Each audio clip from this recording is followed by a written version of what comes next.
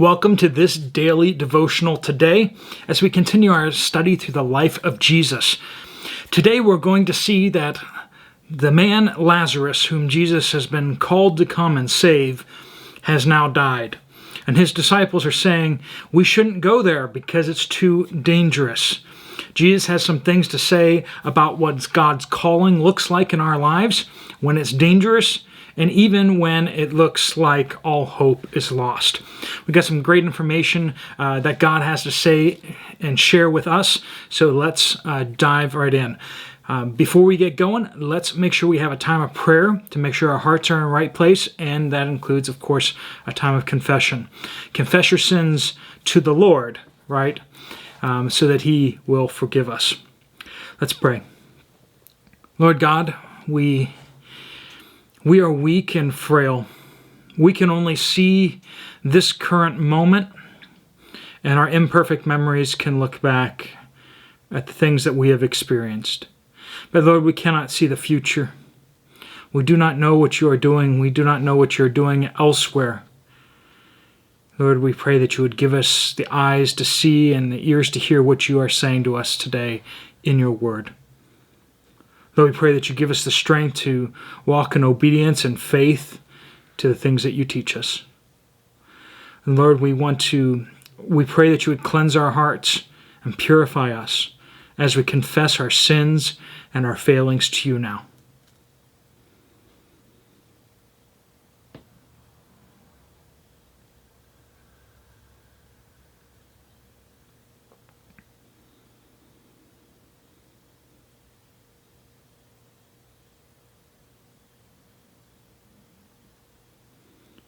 Lord, we know that you are faithful and just to cleanse us from all unrighteousness. In Jesus' powerful name. Through the sacrifice of your Son, we can each be made right before you. Help us to walk in his path and follow him as disciples. Lord, we pray all these things in Jesus' powerful name. Amen. We are picking up in John chapter 11, starting in verse 11. We're continuing the account of Jesus' call to go to Bethany, where Lazarus has fallen sick. And now, as we're going to see, Jesus is going to tell his disciples that he has now died. This is going to be a blow because he's not just Jesus' friend, but he is the friend of the disciples. They know him. They probably stayed with them when they were in Jerusalem. This is a very hard deal for them. Imagine you're part of a close-knit crew of people and one of your number has just perished. Of course, they're going to be distraught. Picking up in verse 11 here. He said this, and just what he said before was that they said, it's too dangerous to go. They're trying to kill you. They're trying to stone you.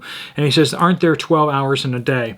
Basically, as we walk in the light of God's cause and mission, we will be where we need to be.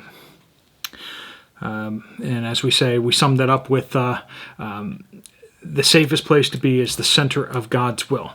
Doesn't mean you won't die, doesn't mean that you won't have hardship, but it does mean that you can be at peace there because you are where you're supposed to be. He said this then, and then he told them, our friend Lazarus has fallen asleep, but I'm on my way to wake him up. Then the disciples, who don't want to go to Jerusalem, right? They're afraid to go. Then the disciples said to him, Lord, if he has fallen asleep, he will get well. Jesus, however, was speaking about his death, but they thought he was speaking about natural sleep.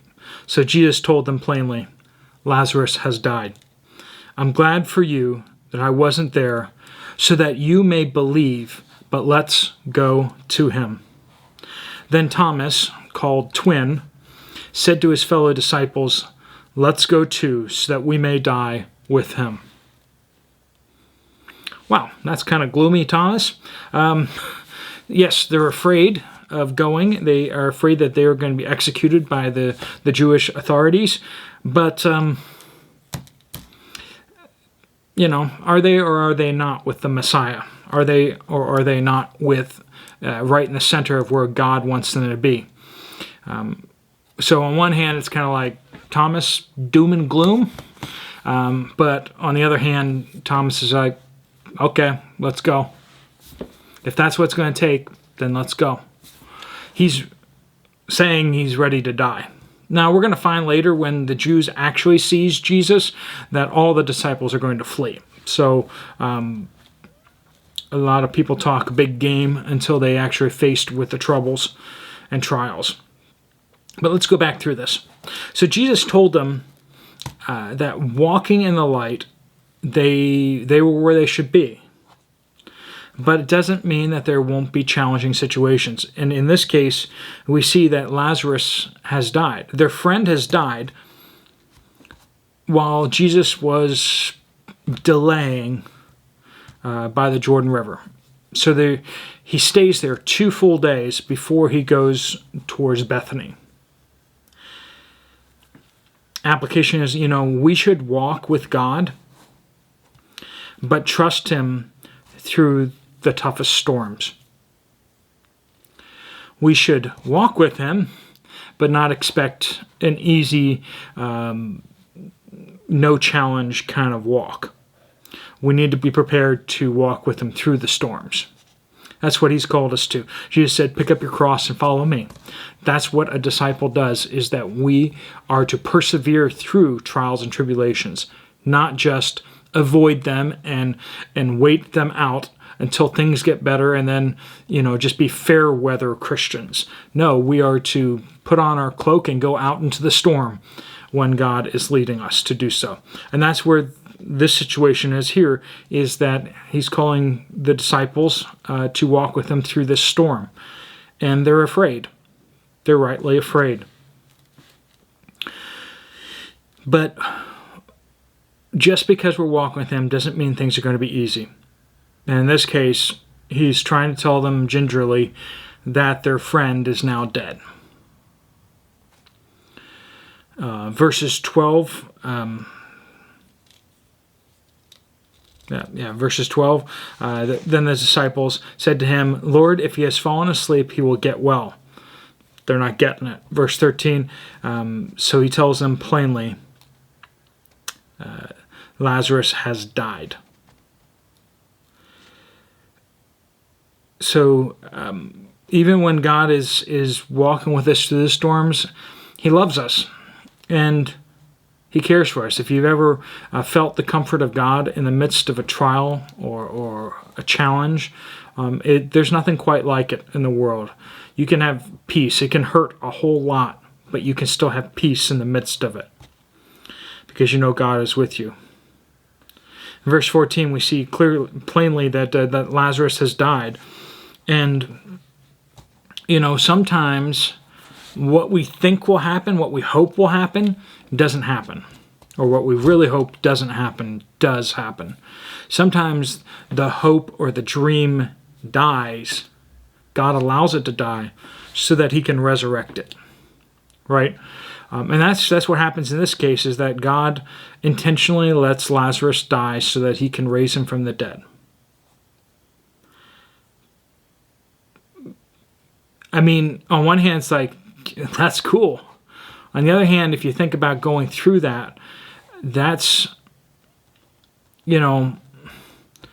sounds like what a psychopath would do, right?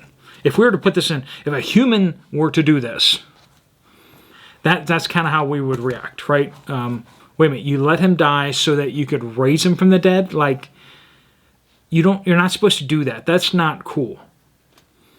It's like a fireman who sets a building on fire so he can put it out, right? But this is what God often does in our lives. And remember, He is God. He has the right to do all things. Sometimes He delays His deliverance so that we get in a situation where it looks like all hope is lost.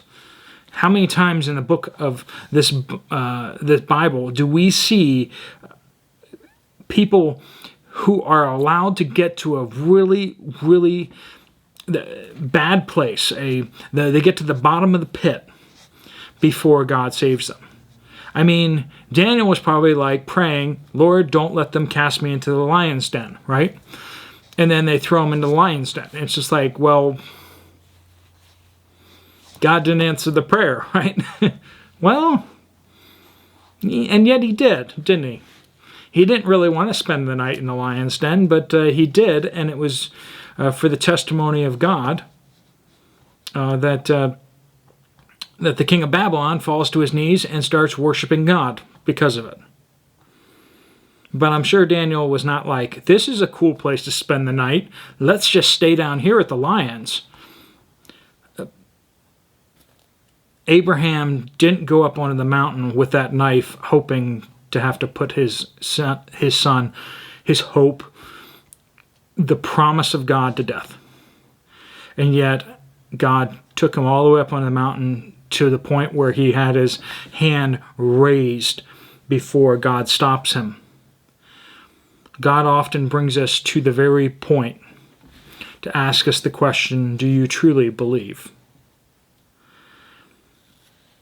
And that's the moment where it is most critical that we believe, that we truly trust him. Verse 15 here. I'm glad, Jesus says, for you that I wasn't there so that you may believe. But let's go to him. Faith works like that. It's not that you are just a person that believes and you have just great deep faith. Faith is like strength. It's something that needs to be exercised. You must take little steps of faith. And when you take that step of faith and you wonder, will God come through for you? And he does. And then your faith is a little better. So the next time you can handle a more challenging, more difficult situation. And you can believe him in that. And if he comes through for you there, your faith grows. As God delivers you and God fulfills his promises to you after each step of faith, your faith becomes stronger. It is your history. It is your walk of faith that allows you to believe this next time. And now sometimes we would say that, like the bigger challenge of faith is going to be just like a bigger, more dangerous, more, crazy situation. But oftentimes, longer duration is often a bigger challenge than a bigger thing. We can have the faith to stand up and be martyred for our faith potentially. If it happens relatively quickly, that might actually be an easier challenge to face than to suffer for 5-10 years with a debilitating illness. Sometimes it's that long, slow grind that is the worst challenge, the worst test of our faith. And so sometimes when you look at somebody's life, you say, well, do they really have faith? You haven't seen the decades that they have suffered in a marriage or in divorce or singleness or with a disease or with issues with their body that causes much pain, or with whatever challenge it is that they've wrestled with for many, many years. Sometimes that is a much more potent crucible of testing that they have gone through. And people like that, right? People that you wouldn't suspect as being, the Apostle Paul or great leaders, but you go to that church and you see that lady or that man who is not intimidating at all, but their quiet spoken words just drip with the power of God. When you hear them pray, you know that they walk with God closer than you ever have. As God works in your life and has causes you to ask the question again, do I believe in this moment that God will be faithful, that God will honor his promises? If you say yes, when he delivers you, that will give you more faith for the next time. If you step back and say, no, I don't trust God, you rob God of the opportunity to save you and to build your faith.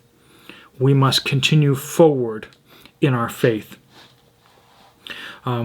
Jesus said that this event, if they trusted him, would build their faith. And it did. We should walk with God with wide open eyes. We need to be aware of what God's doing around us. We should be aware of what God's doing around us. Jesus knew what his purpose of going to Bethany was going to be, that he was going to go raise Lazarus from the dead. And he knew that God was going to use this as a time of building, edification for his disciples. And finally, verse 16, Thomas sees going to Bethany as basically suicidal, but he agrees anyway. He sees the challenge, but he responds in faith. Okay, let's go. Let's go and die with Jesus. He is wholly dedicated to Christ, even when he doesn't see any way out that doesn't end in death. We should be wholly dedicated no matter what the cost will be to walk with Jesus. That's what we're called to as well, to walk with Jesus no matter what. Whether that means that we don't think we can take another moment of the situation that we're in. We don't believe that we can keep loving this person when they've hurt us so deeply. We don't believe that that we can trust God to ever bring any good into our lives, because all we've seen is pain and suffering, or at least recently maybe. Whatever the dark trial you're going through, what steps of faith is God leading you to do? As the Navy SEALs say, the only easy day is yesterday. And if you've gone through a trial recently and things are good, believe me, another trial is coming. Another test of your faith is coming. And if you are in the midst of a trial right now, believe and keep pressing on in faith and trust God for that deliverance.